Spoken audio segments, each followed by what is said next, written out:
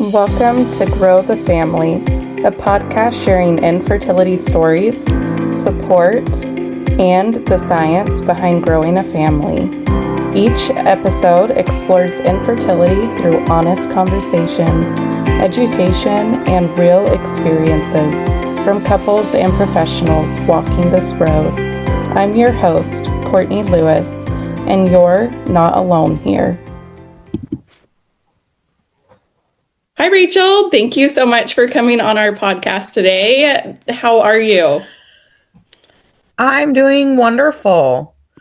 My mom's been visiting, so I got a full couple nights of sleep recently. Oh, yay. That's awesome. That's so good. Okay, well, give us a little bit of an introduction of yourself before we jump in to our interview questions, okay? Sure. I'm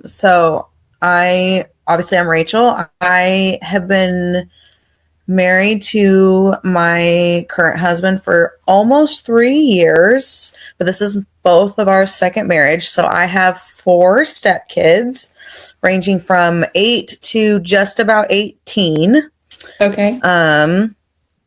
I work as a extended duties dental assistant normally, but after a very long time of trying with my ex-husband and my current husband, had my first baby. So I am on maternity leave right now. Okay, that's so exciting. Well, I'm excited to talk about your whole journey, your whole story, because you have such a unique journey, and it's so fun because everybody really does. Even though a lot of us experience some of the same things, there are so many differences.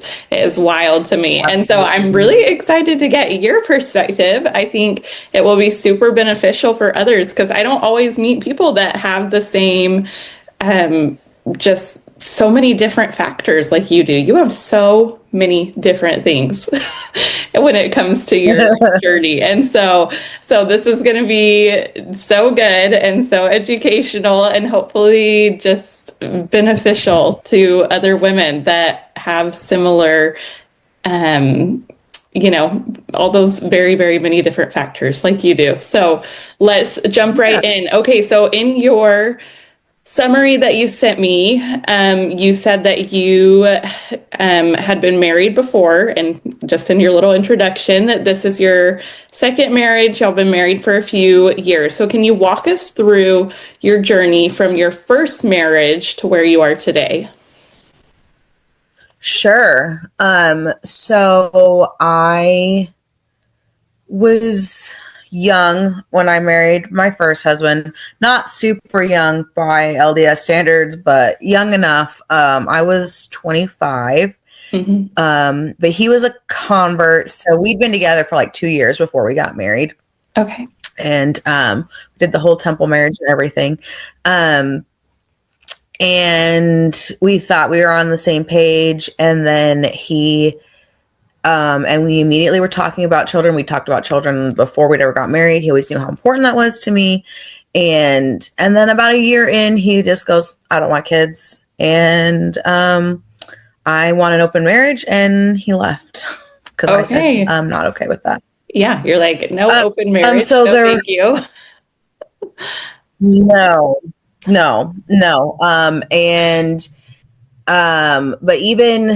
But during that time, we had been talking about children. We'd been kind of trying, but obviously we didn't try for super long. It didn't happen. And even after he was wanting the whole open marriage thing, he was like, well, if you do get pregnant, I'll stay. And I'm just like, not really how I would want you to stay. Yes. Like if you want you to stay because you love me. Why would I want to get pregnant with you now? Yes. Yeah. Oh, wow. Wow. He had some issues. He's not a horrible person by any means. And I wish him wonderful things and vice versa. And actually his mother is still one of my best friends, but so something good came out of it, but just not him. Yes. Yeah. I did at one point get pregnant, but I ended up having a miscarriage very early on. And it was, while always a little heartbreaking, was a good thing because now I'm not stuck there. Right, right. So you feel like even though that was a very difficult thing, probably you're like it actually is a little bit of a blessing in disguise. So Yes. I love that Yes. you can I have that at the time perspective. at the time I really, because I was diagnosed with PCOS when I was about 18, Okay. and I've had various doctors over the years, and some were more optimistic, some were less optimistic. And the first one I had was very like not optimistic about um me being able to have children at all. Cause so that was, I'm 38 now. So it was 20 years ago. And I don't think there was as much information about PCOS back then. And they were just like, well, you have PCOS, you probably won't ever have kids. Oh, And wow. so um, I always felt like that experience was God telling me not to shut that door. Okay, gotcha. That was Yeah, always the feeling I got from that, that it would happen when it was the right time. And then, right, right. and Okay. it did, but not on its own. Yes, yes. Okay, okay, wow. Okay, so then y'all got the divorce, and then when did you Yes. meet your current husband? So, okay. So I've actually known my current husband since I was 6 years old. Oh, wow. Okay. Yeah. My family was originally from California, and I was 6. We moved to Louisville, Kentucky, so my dad could go to the dental school, and Hmm. that's where I met my current husband. But then when I was 12, we moved back to California. Okay. And so, decades later, when Facebook first is like becoming popular, we became friends on Facebook. But he was already married, and then I got married, and then I got divorced, and he got divorced, and he ended up messaging me on Facebook in February-ish of 2022. Okay. Gotcha. Because so up to that point, it had been like I liked each other's Facebook pictures or maybe commented on something here or there, but like not really a lot of communication since we had been really young. Okay. Because I was 12 when I moved away, and so he was 16.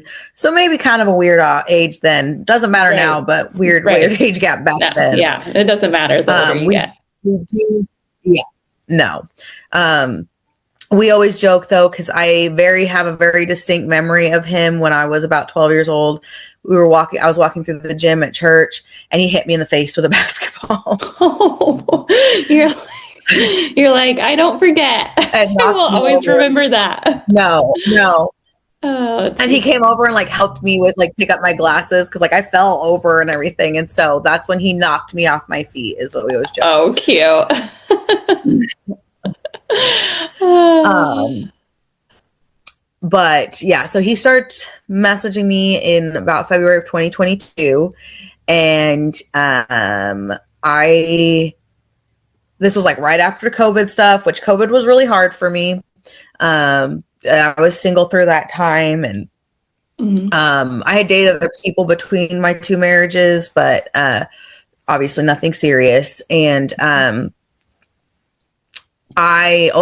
knew he had 4 kids, and I did not want to be a step parent. Yeah, yeah. My parents divorced when I was 19, so I have a blended family. I have siblings on either side, and um, my mom remarried immediately, my dad later, and so that was not really something I wanted to deal with. Hmm. And so I talked to him for a little bit. At first I thought he was just messaging me because like, oh hey, another divorced member of the church. We have something in common, because it's not the most common thing. And so I was like, sure, I'll be your friend. And then I realized and then he asked me out, and I kind of got scared and was like, I'm not ready for this.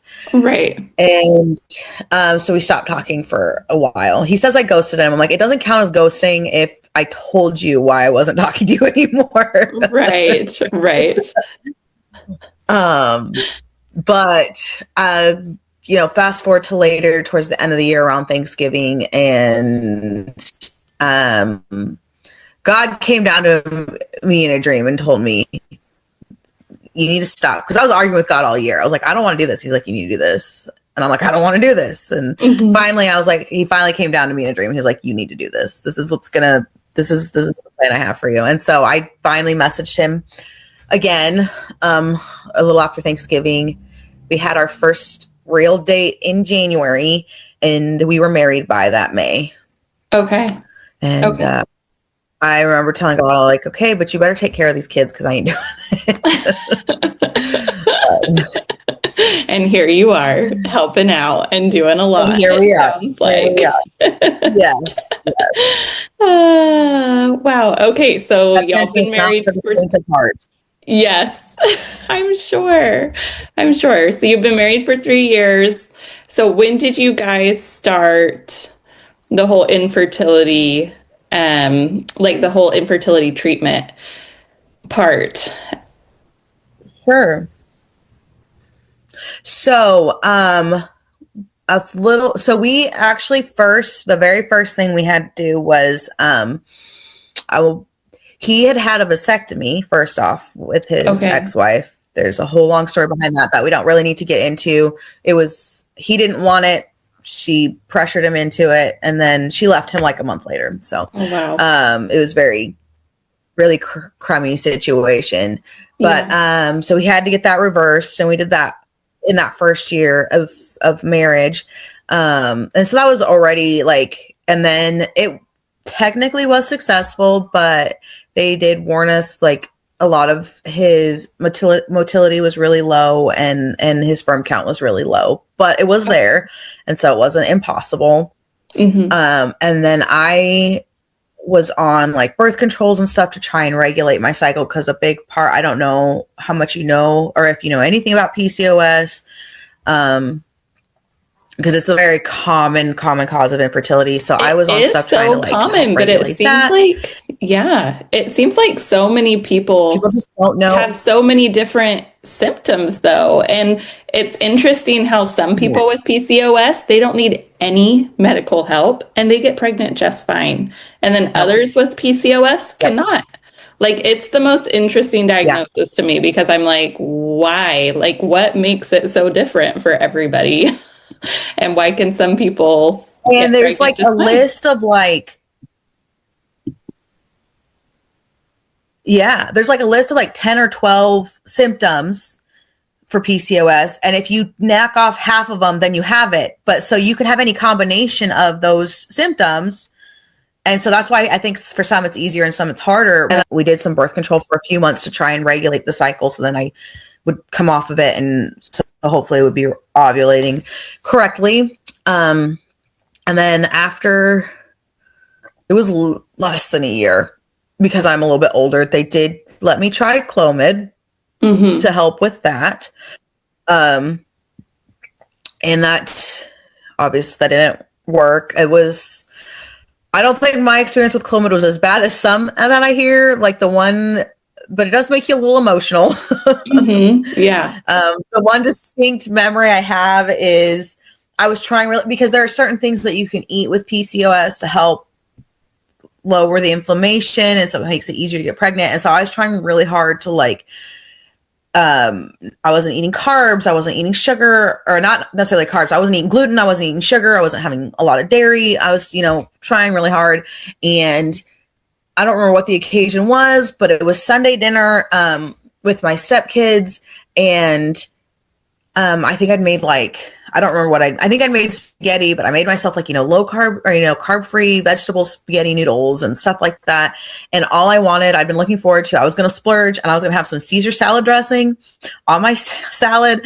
And my stepdaughter killed the salad dressing and there was none left for me. And I just, because my stepkids didn't know what was going on. Yeah. We didn't really feel like there was a point telling them unless there was something to tell them.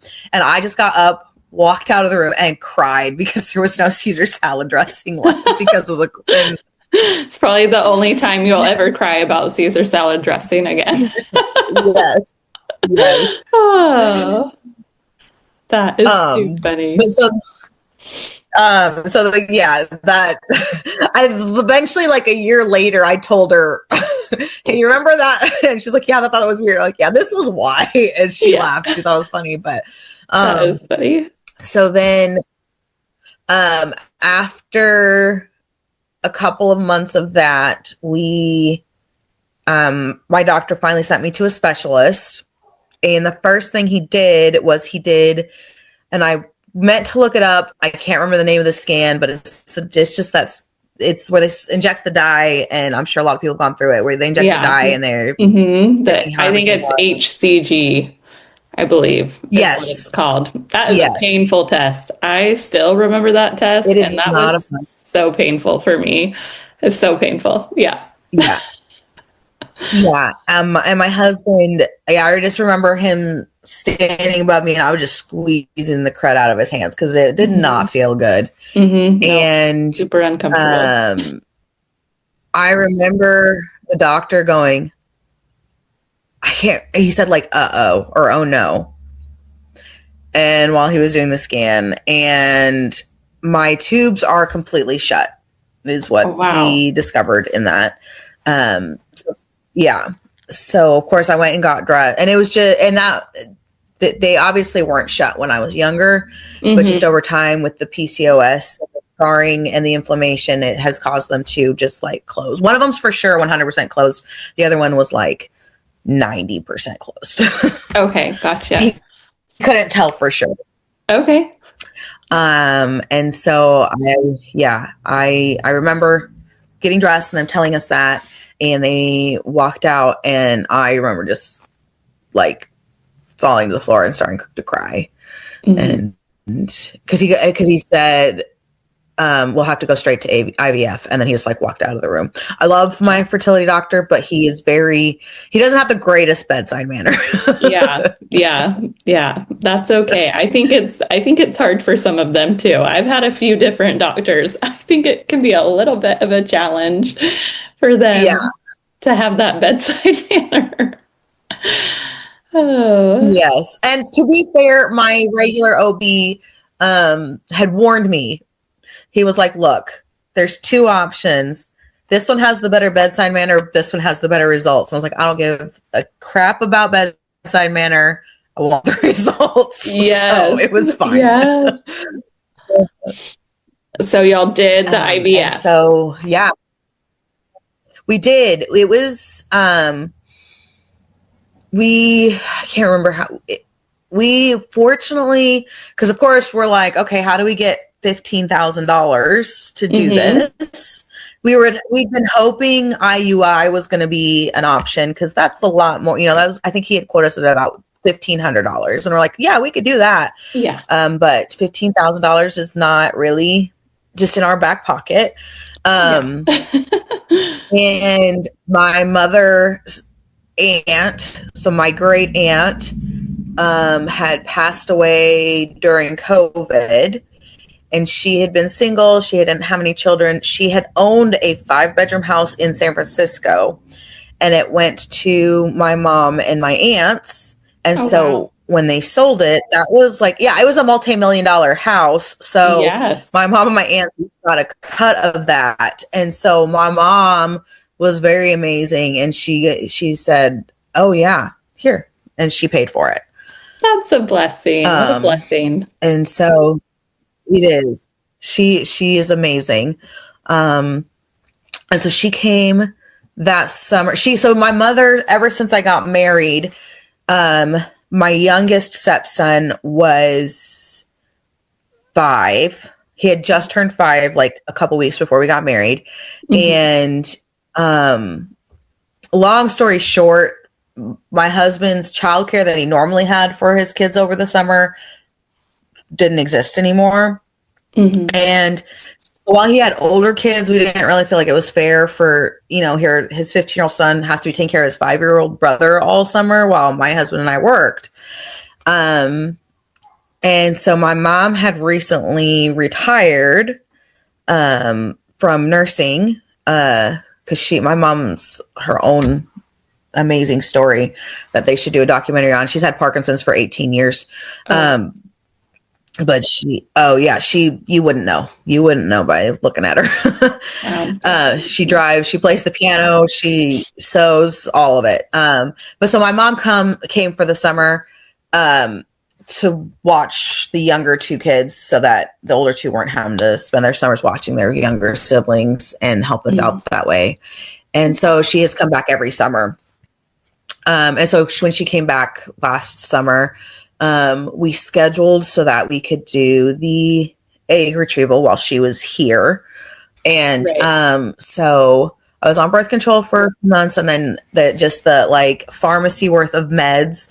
I remember laughing when they ordered the meds, and it was like, good news, you qualify for a free Sharps container. And I was like, well, I'd freaking hope so. You're like, you just took like $5,000 for all this medication. So thank you for my free Sharps container. That is hilarious. Exactly. And so my meds were all mailed to me because it was like some online place that they do it through. And my mom was a nurse, so my mom was like, "Oh, don't worry, I can do your shots." And I was like, "No, I want my husband to do it. Like, I want him to be an active participant in this." Yes, yeah. Which he was fine to do it, but I don't know.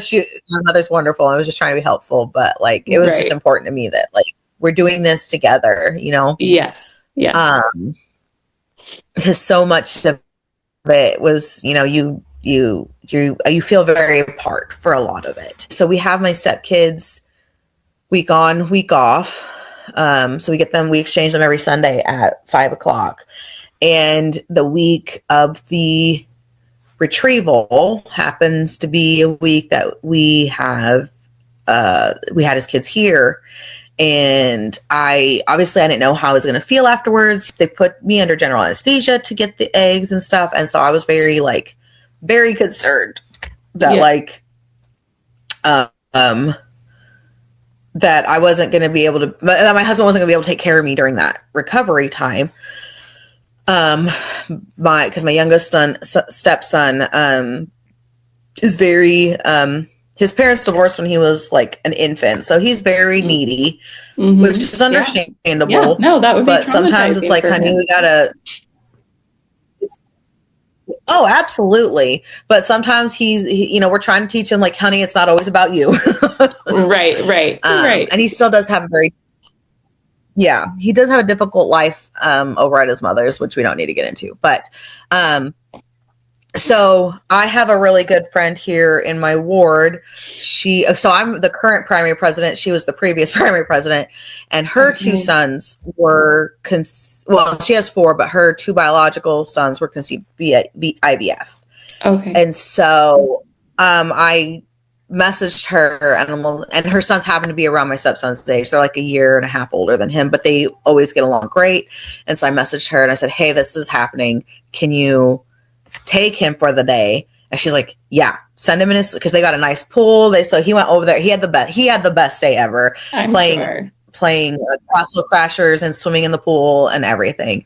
Yeah. And so that was really helpful. And so, yeah, I remember going in that morning for, and this was the first time I've ever had like a surgical procedure, that general anesthesia, other than like getting my wisdom teeth out.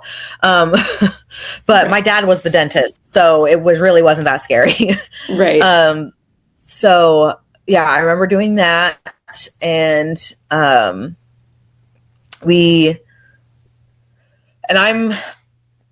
anal about getting places on time. So of course I got there super early, and so we sat and waited, and it just gets more anxiety inducing the more you're just sitting there. But everything went really well.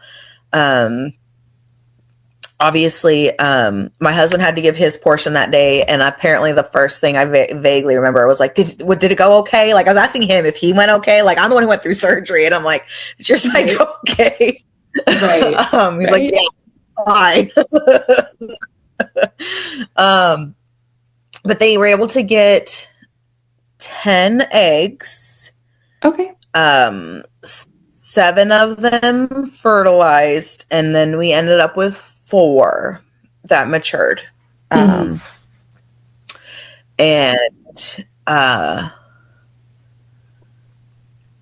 so then we did, so they because of my age, they implanted 2. I think if I'd been a little bit, since I'm geriatric, What a beautiful word. But Yes. they implanted two because otherwise normally they'll only plant one, Okay. is my understanding. Right. And so they implanted two, and then was the 6 hardest weeks of my life, in my opinion. Finally getting the positive test is really where the Yeah. anxiety starts.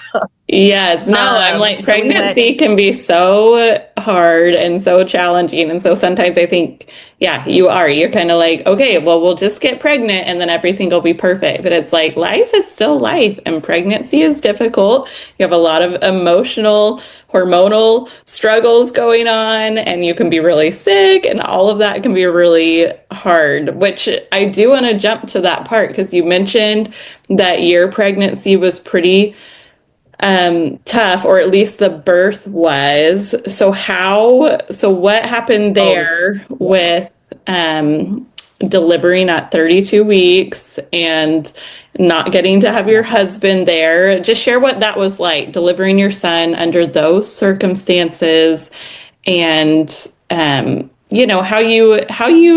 you said sometimes that can still be hard when you reflect on it. So how do you hold both gratitude for your son, but grief for how the birth experience unfolded as well?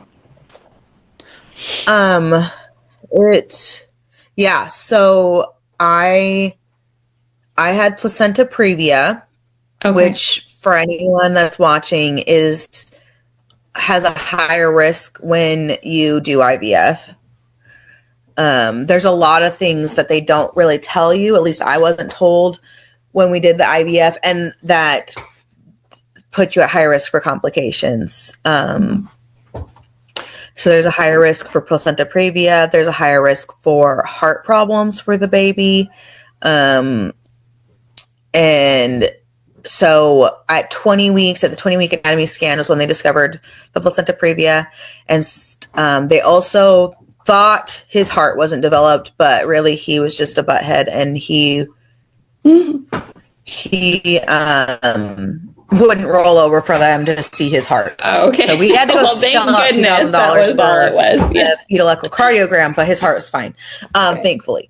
But so we knew a C-section at that point was the only option. For anyone who doesn't know what placenta previa is, because I didn't know until I had it. It's Yes, when please share. the placenta should be up here.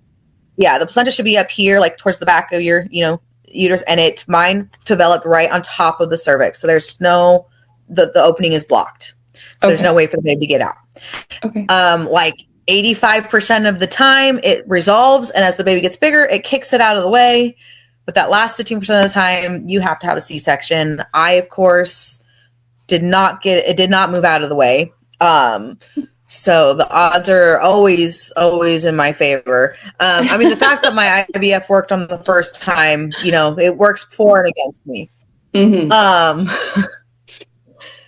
So at my 29-week appointment, they were like, yeah, it didn't move. So we're going to scan you. We're going to do an ultrasound at 33 weeks, which they had a specialty team that was monitoring me after the 20-week point. Okay. From UK, University of Kentucky. Okay. And so at the 29-week, they said, we're going to schedule you for another ultrasound at 33 weeks. And at that point, we're going to plan for your C-section. We're going to schedule your C-section anywhere between 35 and 37 weeks, depending on how he looks. Okay. And now, fortunately, at about the 12-week mark, they recognized that he was growing. He was huge. He was a lot. He was like in the 90-somethingth percentile, which is crazy because at the 6-week ultrasound, they couldn't even find him. Oh, wow. They're like, you have the markers for being pregnant, but we don't see a baby. Okay. And at the 7-week, they're like, we think we see a baby. There's no heartbeat. At the 8-week, they're like, okay, we think we see a heartbeat. It was very stressful at the beginning. Yeah, that is. So fortunately, he's always big.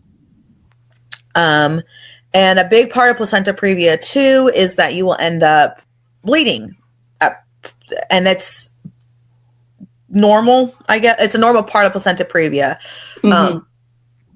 And so, but if you do, you need to go to the ER because they want to make sure everything's okay. You're not supposed to just ignore it. And so I was expecting to have some bleeding at some point. I hadn't had a drop of blood at all up to this point. And at about 32 weeks, earlier that week, I'd had a cold. And so I started having back pain, like really serious back pain, which I think it was on Tuesday. Every time I would cough, I felt like my back was spasming. Come to find out later, I was actually in labor.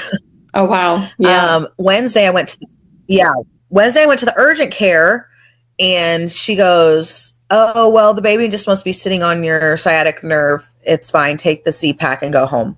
Again, I was in labor, but she didn't know I was in labor. Thursday, I am feeding my stepkids dinner. The older two are off at sports stuff. So the younger two, I'm like, and all I had in me was to make some grilled cheeses. And I had just handed the kids their grilled cheeses, and I was going to go sit on the couch, and I like collapsed because my back hurt so bad. And my husband's at City Hall for a town meeting, and I call him just sobbing. I'm like, my back hurts so bad. I don't know if I can even get up on the couch. And so he apparently, my husband's the city planner, and so he basically told them, "Guys, I gotta go." and then my best friend's husband is on the council, and so I didn't even think of it on the council. So he called my best friend immediately, and so she calls me. She's like, "I'm coming over. Are you okay?" And I was like, "How did you know?" And then I was like, "Oh yeah." And so I get a blessing. I call the urgent care again. They're like, "Oh, you can take some muscle relaxers." And I was like, "Is there a certain one that's," I was like, "I have some leftover because they've given me some back." And so like, I've been in labor this whole time, and nobody has thought to tell me I'm in labor because it's all in my back, which is a very rare, apparently, form of labor, because I'm expecting like cramps in my stomach up front, and it didn't occur to anybody that I was in labor. So I remember Friday night going to bed thinking, if this doesn't get better tomorrow, we're going in again. We're going to the urgent care again. And I woke up at 5:00 in the morning and passed the most giant blood clot. Oh, wow. It would not stop bleeding. And so I called for my husband. I was like, we got to go. We got to go to the ER now. And we need to go to the hospital now. And of course, it was just an everything could go wrong kind of morning. So we get in the car, we get on the way. There's, of course, fresh snow on the ground. My husband spins out like twice. At that point, like, he's like, I wasn't driving, God was driving. He's like, Jesus took that wheel, and I was not driving. And so we get to there, and they wheel me in. And I pass another clot while I'm driving there. I pass another one when we get there. Like, I can feel it now dripping down my legs.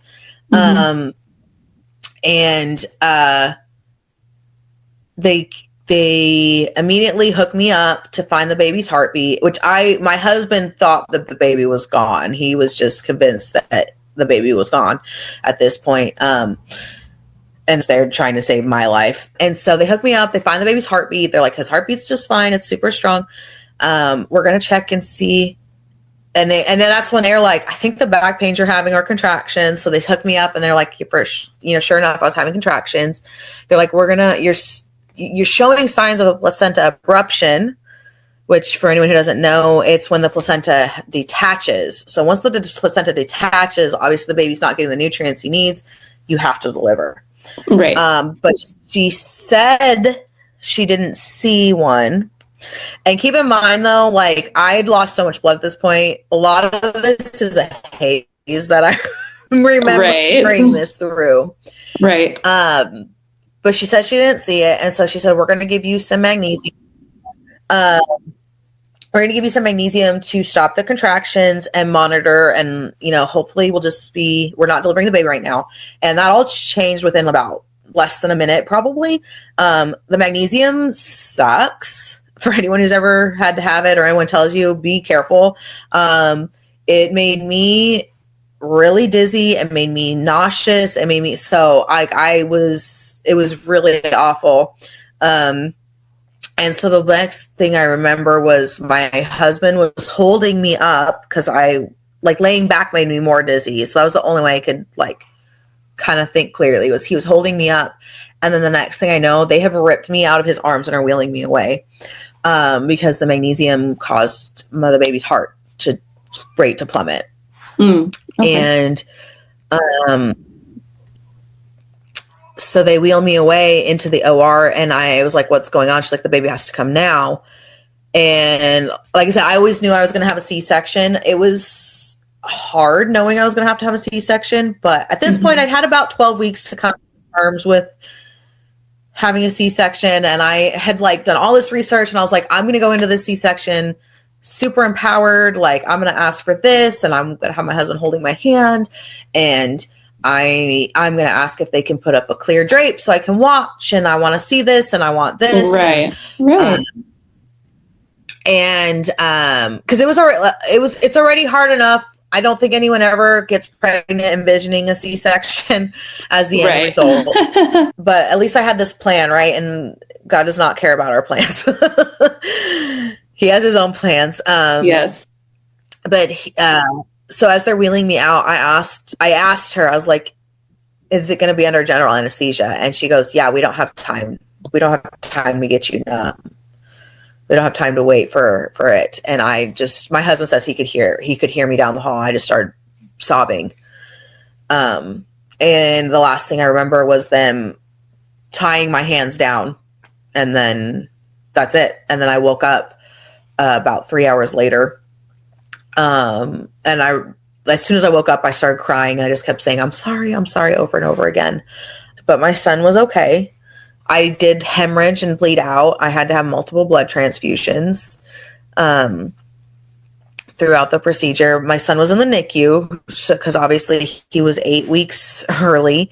Right. But he was doing great. He never had to be on. He had like an oxygen cannula that just kind of blowed air, but his lungs were always functioning. He's always been breathing under his own.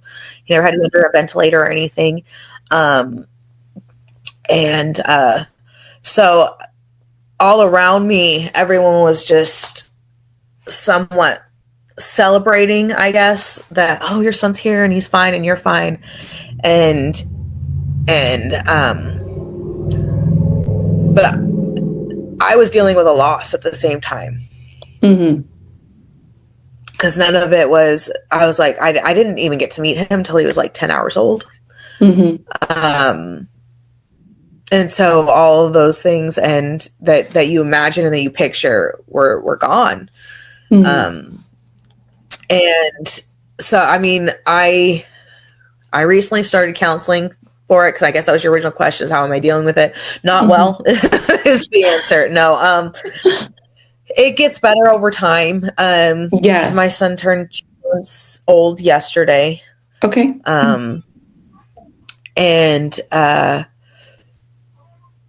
And so for the first, month, he was in the NICU, and, I cried a lot, and for me, a lot of it, I try to make sense of things. I want to know why things happened or why things had to happen, and which can be helpful, but it isn't always, because sometimes we don't have those answers as to why things had to happen the way that they did. And I finally got a copy of my medical record a couple of days ago. So that was a really hard part too for me, was like, I don't know what happened to my body. Right. And I felt cheated, because I felt like, okay, I had to be alone when my child was conceived, and I had to be alone when my child was delivered.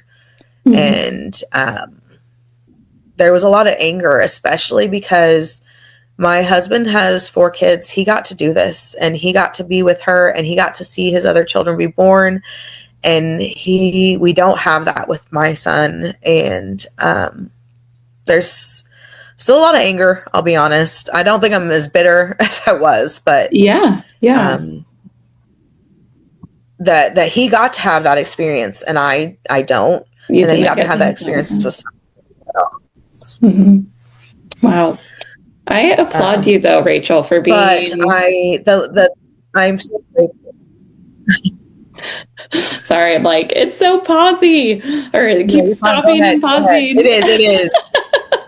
No, I do applaud you though for, for seeing that you needed help, to sort through those emotions. And because that is just so heavy. It is. That's so heavy. I mean, I had a C-section and I also didn't get to, because it was COVID when we delivered my two kids. I did Oh. not get to see them for like the first 24 hours or so, but my husband did get to be there and I was awake, and no, I didn't Mhm. get to hold them. They did get taken away, but I'm like, that would have been so heavy to, and the comparison, being like, he got to have this, and I finally got to have a son with my husband and we didn't get to experience everything together. That would be so heavy Yeah. emotionally, but I commend you for just being willing to, work through those heavy feelings and emotions by getting the professional help. I think that's Thank so you. admirable. Yes. Yes. So it's only been a few weeks, but and for me, it does help to talk about it. Um, and um, we do have two more eggs on ice that we're hoping that we'll be able to give my son a one more sibling. Are they just eggs or It are was they just embryos? embryos. I'm sorry, you're right. They're Okay. embryos. They No, are I they just are wanted to make sure. yeah, yeah. Okay, well I had four embryos that matured. Yeah. okay. Okay. And so you're hoping to try again in the future.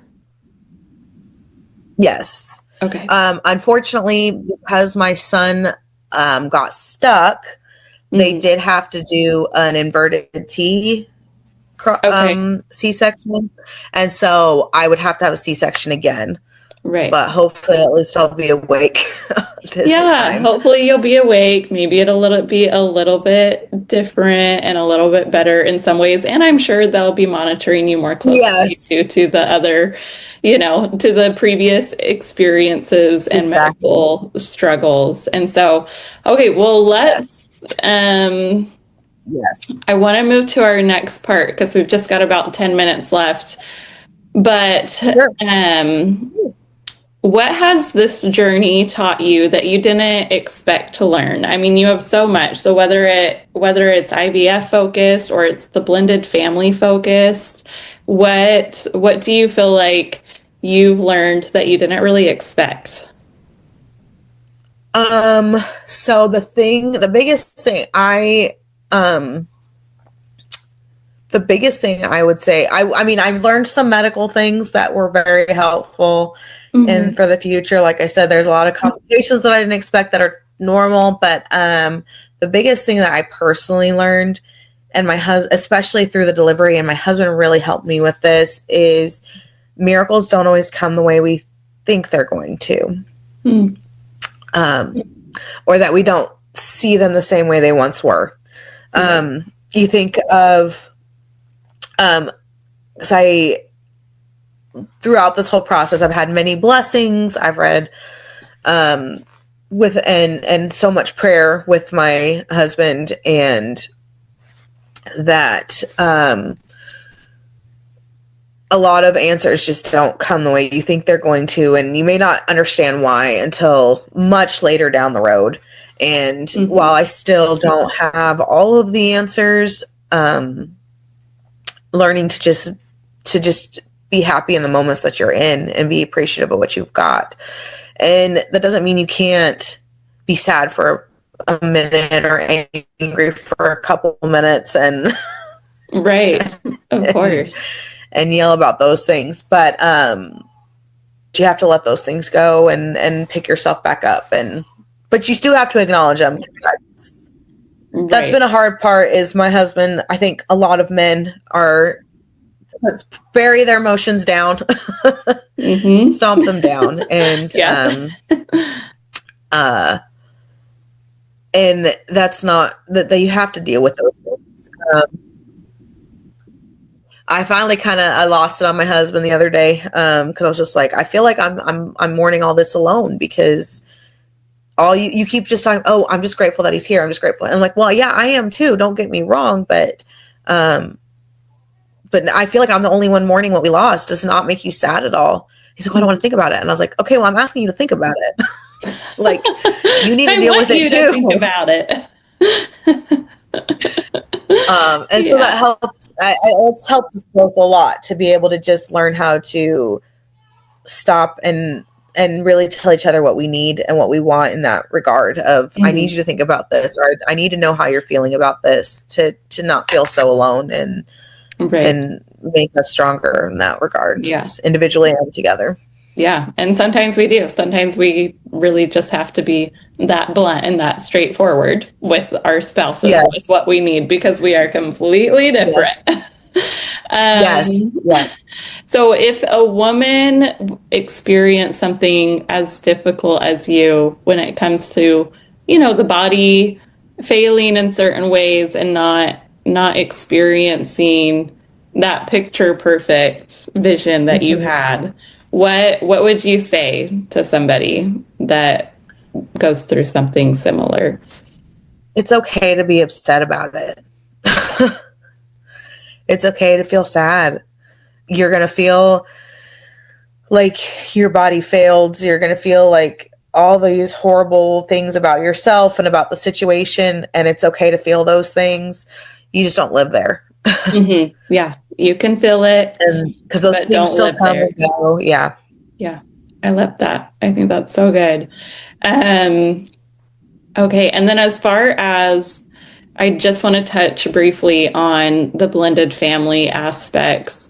Yeah. How has your perspective changed from when you first, married your husband and as a result became a stepmom, which wasn't exactly ideal in your mind, right? It wasn't what you wanted No. initially. I think I said that word a little weird. Yeah. But how has your journey changed? What it means to grow your family? Because obviously it looks a little different. You do have these Yeah. other four children. So what would you say to other people that maybe, that's not ideal? It's not what they were thinking either. How has things changed for you? Um, yeah. So, I mean, I always joke, we grow up dreaming of being Cinderella, not the stepmom. Yes, that is funny. And no, Cinderella's my favorite, but it, it's I mean, it's hard, but I think the biggest thing I've learned is nobody's story really is picture perfect. We have to remind ourselves that we're just seeing each other's highlight reels Hmm. a Yeah. lot of the time. And and I joke all the time that I got to make all my mistakes on my stepkids so that my son, I don't have to traumatize my son. There you go. Um, but I mean, all parents are gonna make mistakes, and but it's how you deal with them. I always joke with my mom, if she didn't give you trauma, is she even your mama? But um, but it was a huge struggle for me at first, to, especially going through infertility, to have these kids around that I was so conflicted, because I do love them very much, but they're also a reminder of what my husband was able to do with somebody else, Right. and there was a lot of anger towards God with it. That, like, why I feel like you're rubbing it in my face. Hmm. um, but um, the more I've opened myself up to loving these children, and to just being open to whatever happens, the more peace I've felt, the more beautiful it's become. I was terrified to tell my stepkids we were pregnant. The youngest one, the two boys, so it's boy, girl, girl, boy. The two Okay. boys I wasn't worried about, but I wasn't sure how the girls were going to take it. The older girl, especially, because if you've ever met a 15-year-old girl, 15-year-old girls are nightmares sometimes. um, but and it kind of went how we expected that the 17-year-old boy and the 7-year-old at the time boy were both ecstatic. They were super excited. Yeah. Um, and then the 11-year-old girl she was indifferent. She was just like, okay. And then, but She's the like, 14, 15 year cool. old girl was not, yeah, she's just like, whatever. But the teenage girl, she took it better than I thought she was going to, because I was expecting a lot worse. And she was kind of bordering on that indifference. And I was like, I'll take it, you know? Yeah. Um, but as we've gone through this, it's been a delicate thing, because here, you know, okay, we wanted to have a gender reveal party. That was the one thing I was like, I need a gender reveal party because my husband has never done one. And so this is one thing we get to do together for the first time together. Right. But it's not as simple as, oh, I just want to plan a gender reveal party. We still have to, how are these 4 kids going to feel about it? Do Hmm. we make sure they're included in it? How far do we make sure they're included in it? Hmm. And every step of the way, you have to balance these things. And then the baby shower, which I didn't have my baby shower. My baby shower was supposed to be the day he was born. Oh, that is too funny. It was literally supposed to be that day. So that was our announcement was baby shower's canceled, baby's here. Okay. Instead. Cute. Um, or even just we did some family photos recently that it's just like I want to be able to take pictures with just me, my husband, and my baby, but I don't want my stepkids to feel bad. I'm not trying to single them out, Hmm. and it's very complicated navigating all those things. Right. And I'm very lucky. All 4 of my stepkids are absolutely obsessed and in love with my son, and Mm. which doesn't always Yeah. happen, but it's beautiful. And it's I've read it before, that watching them love your son or becoming a parent yourself, like a biological parent yourself, can affect your relationship with your stepkids. And I didn't believe it until I experienced it. Um, but it's a beautiful thing, and it's great I because bet.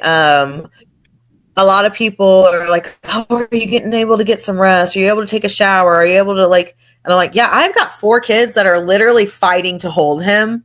I'm I okay." love that, Rachel. I think that is so sweet. I love Yeah. that. I imagine that it would be, I mean, we have twins and then one little guy. And um, they're a little closer in age, so they don't get to hold him as Right. much because he's massive, like almost their size, even though they're only a few years apart in age. But I do Right. love seeing them interact and just the friendship and Yes. the relationship. And they are siblings. I mean, that son might be your biological child, but he's also your husband's biological child, and he's Yes. their, half sibling. And Brother. yeah. And so I'm like, those things are beautiful and are important. And, I love that you're seeing that this is good, that they have this strong Yes. bond with their half brother. And so I think that is so sweet. I love the perspective and Yes. how it has evolved and changed for you. I think that is so neat. Okay, one more question before we close.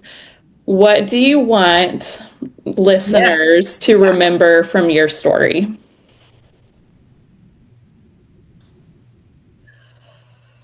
I'll try to keep this quick because it's funny too. But my one of my favorite TV shows is the TV show The Flash.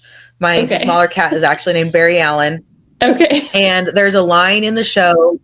Flash has teamed up with Snart, Captain Cold, and they're doing something together. And this is the advice he gives him, and it's advice I hold to my life, and I would hope everyone takes it: is make the plan, execute the plan, expect the plan to go off the rails, throw away the plan. And I think that's just life. It's Uh, nothing's gonna go away, because then he ends it with just follow me and it'll be okay. And yeah. that's exactly what it is. Nothing is gonna go according to plan, but it'll be okay. I love that. I love the Flash too. So I do know Captain Cold Yes. and the Flash, and I think that is Yeah. so fun. Oh, I love the Captain Cold. And you're right, that advice is very funny. So There you go, listeners. We hope you enjoy this Thank you. episode. Thank you for taking the time, Rachel, to get on and to do this with Absolutely. us and just being so vulnerable and sharing all the different aspects of your story. I loved it, and I've loved getting to know you and just hearing Thank everything. you. So thank you so much. You too. You're very welcome. Thank you so much for spending this time with us. Infertility can look different for every person, every couple, and every family. And if today's conversation resonated with you, I hope you know you're not alone. At Grow the Family, we believe growing a family doesn't look the same for everyone. For some, that includes children. For others, it looks like strengthening a marriage, healing individually, parenting in new ways, or finding peace and purpose in a different outcome than expected. Every path matters. If this episode encouraged you or helped you feel seen, we invite you to subscribe, leave a review, or share it with someone who might need it. Thank you for being here, and thank you for continuing to grow your family in whatever way that looks like for you.